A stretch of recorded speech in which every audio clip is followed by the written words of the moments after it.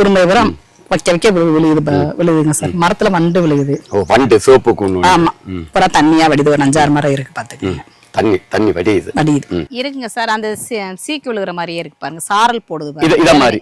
நிறைய பேர் என்கிட்ட கேக்குறீங்க சிரஞ்சி ஒண்ணு எப்படி காய்க்கும் விவாஸ். இன்னைக்கு நம்ம தேனி மாவட்டம் சொன்னாலே பாரம்பரிய விவசாயம். சீனிவாசன் ஐயா இந்த தோட்டத்தினுடைய சொந்தக்காரரா இருக்காங்க. அவங்களுடைய தங்கை எங்களுடைய பிரியா மேடத்தை நம்ம அறிமுகப்படுத்துறோம். முதன்மையான மகிழ்ச்சி என்னன்னு சொன்னா இங்க பாருங்க, நிறைய பேர் என்கிட்ட கேக்குறீங்க சிரஞ்சி ஒண்ணு எப்படி காய்க்கும். இந்த பாருங்க, அந்த மரத்தை பாருங்க, இந்த மரத்தை பாருங்க, அந்த மரத்தை பாருங்க, கண் கொள்ளா காட்சி. இதுதான் சிரஞ்சீவு ஒண்ணு. காய் எப்படி இருக்குன்னு பாத்தீங்களா? ஏறக்குறைய 3 வருட மரம். மண்வளம் பாத்தீங்கன்னா செம்மண், தென்னைக்கேற்ற அருமையான மண்வளம். இப்ப உங்க தோட்டத்துல என்னென்ன பிரச்சனைகள்? எத்தனை தென்னை மரம், எத்தனை ஏக்கர்? 330 மரம் வச்சிருக்காங்க. கொஞ்சம் இடைவெளிதான் பிரச்சனை. இப்ப பிரச்சனை இத மாதிரி காய் வெடிக்குது. வேற என்ன பிரச்சனை மேடம்? பூரா அப்படியே ஊந்து குறும்பை உரம் வைக்க விழுகுதுங்க சார். மரத்துல வண்டு விழுகுது. வண்டு சோப்பு. அப்புறம் தண்ணியா வடிது. ஒரு 5-6 மரம் இருக்கு. தண்ணி வடியுது. அதுக்கு என்னென்ன பண்ணி இருக்கீங்க? இப்ப இந்த மாத்திரை வச்சிருக்கோம். அதாவது பாய்ச்ச மரங்களுக்கு மட்டும். அதாவது மேடம், இது அலுமினியம் பாஸ்பைடுன்னு சொல்றது. பாய்ச்ச மரங்களுக்கு எப்படி வைக்கணும்னு சொன்னா, சாறு வடிகிற இடத்தையும் சார் தோண்டி வச்சிருக்காங்க. சுத்தம் பண்ணி தான் வச்சிருக்காங்க உள்ள. சுத்தம் பண்ணி இந்த மாத்திரையை தண்ணீரை நனைச்சுதான் உள்ள. ஈரம் இருந்தா ஆவி ஆகும், ஈரம் இல்லாத ஆவி ஆகாது. pH 3 சொல்லுவோம். இதை தவிர்த்து வேற வழி கிடையாது. ஆனா அதுல ஒரே ஒரு தவறு என்ன பண்ணிருக்கேன்னு சொன்னா, மண்ணால பூசக்கூடாது. அந்த வண்டை வேற கட்டுப்படுத்துறது இதுதான் பெஸ்ட் மெத்தட். மற்ற மரங்களுக்கு தடுப்பு மருந்தாக வேர் வழியாக மரத்திலிருந்து 3 அடி தள்ளி அங்க மருந்து கட்டிருக்கீங்க.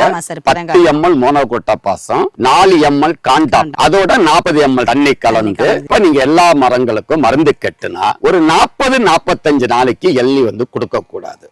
இப்ப விவாஸ் நீங்க பாக்குற சிரஞ்சி ஒண்ணு இங்க பாருங்க, 3 வருட கண்டு எவ்வளவு காய் இருக்குன்னு பாருங்க. மரம் முழுவதும் காய். இது தேங்காய்க்கும் இளநீருக்கும் பயன்படுத்தலாம். நீங்க கேட்டீங்க. ஆமா சார், இது இளநீர் மட்டுமா தேங்காய்க்கு அடுத்து விட்டுறலாம்? அதாவது மேடம், நாற்றாக மட்டும்தான் தேங்காய்க்கு பயன்படும். பசுமை பூமியினுடைய குட்டை இன்று குட்டை சிரஞ்சி ஒண்ணு. இளநீர் எப்படி இருக்கும் டேஸ்ட் சாப்பிட்டீங்கன்னு வைங்க, தேனி மாவட்டத்தில் உள்ள அனைவரும் என்னுடைய எல்லையை கொடுங்க நிப்பா. அப்ப 24 ரூபாய்க்கு விக்கிற எல்லையை 50-100 ரூபாய்க்கு வாங்கிட்டு போறதுக்கு தயாரா இருப்பாங்க. அவ்வளவு டேஸ்டா இருக்கும், பருப்பு அடர்த்தியா இருக்கும். என்னைக்கும் பயன்படுத்தலாம். நீங்க முறையா உரம், குப்பை, சாடி எல்லாம் வச்சா 18 பாலை வரணும், 18 மட்டை வரணும். வருஷத்துக்கு 300 காய்கள் குறையாம காய் இருக்குங்க சார். அந்த சீக்கு விழுகிற மாதிரியே இருக்கு பாருங்க. சாரல் போடுது இத மாதிரி. ஆமா சார், சாரல் போடுதுன்னு சொன்னீங்க. இங்க பாருங்க, மேல அந்த சாரல் விழுது. இது என்ன காரணம் சொன்னா மேடம், சிலந்தி பூச்சின்னு சொல்றோம். ஈரியோபைடு மைட்டுன்னு சொல்றது. அதாவது இதுக்குள்ள இந்த காம்புக்குள்ள சிலந்தி வடிவத்துல, அதாவது வெள்ளை கலர்ல இருக்கும், சிகப்பு கலர் இருக்கும். ரெட் மைட்டுன்னு இருக்கு சொல்லுவாங்க, ஒயிட் மைட்டுன்னு சொல்லுவாங்க. இது இந்த குறும்ப சின்ன ஸ்டேஜ்ல வரும்போது அந்த ஸ்டேஜ் அதுல லைட்டா அந்த சாரை உரியும் போது வெடிச்சா விழுந்துரும். இங்க பாருங்க.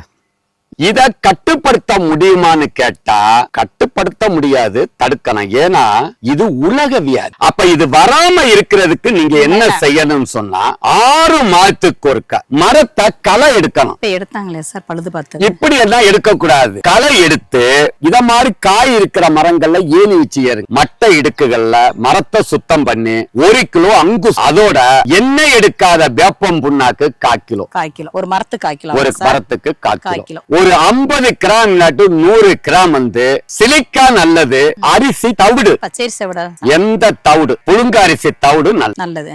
இதுக்கு எந்த கெமிக்கலும் கேட்காது, மோனோகோட்டா பாசம் கேட்காது, எந்த பூச்சி மருந்து நோய் மருந்து கேட்காது. 3 கலந்து மட்டை இடுக்குல போடணும். எல்லா மரத்திலும் கீழே காய் இருக்கு, அதுல இருக்கு, மேல இல்ல. என்ன காரணம் சொன்னா, ஐயா இதுல மிகப்பெரிய தவறு ஒண்ணு பண்ணிட்டு இருக்கீங்க. தென்னை மரத்துக்கு தூர்ல தண்ணி பாய்க்கும். தூர்ல தண்ணி பாய்ச்சினா மண்ணு என்ன ஆகும், ஈரமானா வேர்கள் அசைவு கொடுக்குமா? அப்ப குறும்பைகளை. அப்ப என்ன செய்யணும்னு சொன்னா, நீங்க இப்ப பண்ணிருக்கிற மெதடு தவறு. நான் சொல்ற மாதிரி செய்தா இந்த ஒரு குறும்ப உதிராது. 300 500 காய்க்கும், 500 கூட காய்க்கும். நான் சொல்றேன், இத மண்ணை இப்படி வரண்டுங்க.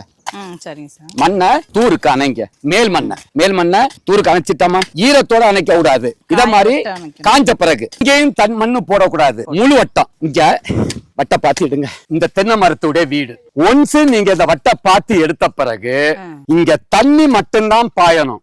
இங்க வேற வெட்டுறதோ இத வேர்களை காயப்படுத்துறதெல்லாம் செய்யக்கூடாது. விழுகிற கழிவுகளை எல்லாத்தையும் அள்ளி போடுங்க. பண்ணாட, காஞ்ச மட்டை, சருகு, என்னென்ன இலதலை இருக்கு வேலியில, எரிக்கலை அது போடலாம். எல்லாம் வெட்டி போடுங்க. இடையில ஒரு வருஷம் வாழை நடுங்க. ஒவ்வொரு வாழைக்கு 10 அடி இடைவெளி. சூரிய ஒளி தரையில படக்கூடாது. கொடை மாதிரி வாழை புடிச்சிட்டு நிக்கணும். G9 போட்டா, பச்சை போட்டா போடுங்க, செவ்வாழை போடுங்க, ஒண்ணுக்கு ஒண்ணு குழி எடுங்க, ஆட்டுப்புழுக்காய் போடுங்க, வாழைய வைக்க. செவ்வாழை வச்சா ஒரு தாறு 30 கிலோ, 30 ரூபா வச்சா 900 ரூபாய். வாழைய வித்துட்டு தாரை வித்துக்கிட்டு தண்டு இருக்குமா? அதுதான் வரும். அதுக்கு பிறகு இந்த கோழி எரு, இது ஆட்டுப்புழுக்கா இருக்கா? இதுல கொட்டுங்க. இப்படி முழு வட்டத்துல போட்டுறது. ஒண்ணும் செய்யாம தூர்ல தண்ணிய பாய்ச்சி இவ்வளோ காய் காய்ச்சா உரம் என்ன வச்சா இது எப்படி காய்க்கும்? 6 மாதத்துக்கு ஒருக்கா 1 கிலோ அங்குஸ் இந்த மண்ணுக்கு உப்பு கொடுக்கணும். இந்த மண்ணுல சோடியம் ரொம்ப கம்மியா இருக்கு, பொட்டாசு ரொம்ப கம்மியா இருக்கு, கார அமில தன்மைன்னு சொல்லுவாங்க. pH 6.5 தான் இருக்கு, 7க்கு மேல இருக்கு. பொட்டாஸ் கம்மியா இருக்கு. அப்ப இதெல்லாம் மெயின்டைன் பண்றதுக்கு உப்பு மண்ணுக்கு உப்பு கொடுக்க கூடாது. 6 மாதத்துக்கு 1 kilo, 1/2 kilo magnesium sulphate chemical கொடுக்கறா இருந்தா 1.5 kilo potash, 1 kilo super phos, 3/4 kilo எண்ணெய் எடுக்காத வேப்பம் புண்ணாக்கு 1/4 கிலோ அல்லது 1/2. தென்னை நுண்ணூட்ட சத்து 1/2. 2ஆம் நிலை சத்துக்கள் ஸ்பிக்கு, கீர்த்தி 1/2. இத தண்ணி பாயும் போது இந்த உரக்கிடங்குல தண்ணி பாயும் போது மேலோட்டமா போடும். ஆர்கானிக் இதோட ஒரு 10 கிராம் 20 கிராம் பூம்பும் பூஸ்டர். எண்ணெய் எடுக்காத வேப்பம் புண்ணாக்கு 1/2 கிலோ, கற்பக ஆர்கானிக் கலப்போற 2.5 கிலோ, நுண்ணூட்ட சத்து 1/2 கிலோ, வேப்பம் புண்ணாக்கு 1/4 கிலோ, 1/2 கிலோவா, அங்குச உப்பு 1/2 கிலோ. தண்ணி பாயும் போது ரெண்டுமே எழுத்தாரு. சரிங்க சார், சரிங்க சார். பசுமை பூமியில சிரஞ்சீவி 1 ரகம் கன்று வாங்கி காய்ப்புக்கு வந்த வாடிக்கையாளர் விவரம் பார்க்கலாம். திரு தவசீலன் தேனி, திரு வசந்த் தென்காசி, திரு குழந்தைசாமி ஆந்திரா, திரு லோகநாதன் சேலம், திரு நவீன் பாண்டிச்சேரி, சீனிவாசன் தேனி, திரு காளைபாண்டியன் சிவகங்கை, திரு இளங்கோ திருமணச்சேரி, திரு மார்க் திண்டுக்கல், திரு மாதவன் திருநெல்வேலி, திரு ஆனந்தன் சென்னை, திரு கார்த்திக் சேலம், திரு மணி மதுரை, திரு அன்பராஜ் திண்டுக்கல், திரு கதிர் காரைக்குடி, திரு பரமசிவம் ஈரோடு, திரு யோகவேல் உடுமலைப்பேட்டை, திரு சுப்பிரமணியன் விருதுநகர், திரு அங்கையன் தேனி, திரு மாறன் காரைக்குடி, திரு ராஜேந்திரன் மேட்டூர், திரு முருகையன் அறந்தாங்கி, திரு பூபதி கரூர், திரு சசிகுமார் மதுரை, திரு பாஸ்கர் சிவகங்கை, திரு குணசேகரன் வாணியம்பாடி, திரு மணிமாறன் கம்பம், திரு ஜேசுதாஸ் தேனி, திரு லக்ஷ்மணன் தென்காசி, திரு சீனிவாசன் நாயுடு. பசுமை பூமியினுடைய பூம்பும் பூசல்ல humic acid 80%, fulvic acid 15%, bio potash 2.5%, micro nutrients 2.5%. ஆகையால் பசுமை பூமி விவசாயிகளுடைய லாப நோக்கோட குறைந்த விலையில் தரமான இந்த பூம்பும் பூஸ்டரை தயார் பண்ணி கொடுத்துக்கிட்டு இருக்கோம். இதுதான் இது இருக்கிறது. இதனுடைய செயல்பாடை இப்ப நம்ம பார்க்க போறோம். நான் கையில எடுத்திருக்கிறத பாருங்க, மில்லிகிராம். இங்க பாருங்க, இத மெதுவா போடுறேன். இப்ப எப்படி வேலை செய்யுதுன்னு பாருங்க.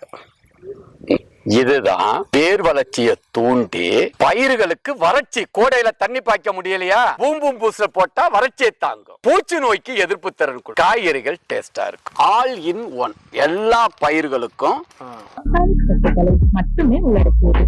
இதை வாழை, ரப்பர், காபி, நெல்லி, தேயிலை, பூச்செடிகள், நிலக்கடலை, பாக்கு, காய்கறிகள், தென்னை, ஏலக்காய் போன்ற அனைத்து விதமான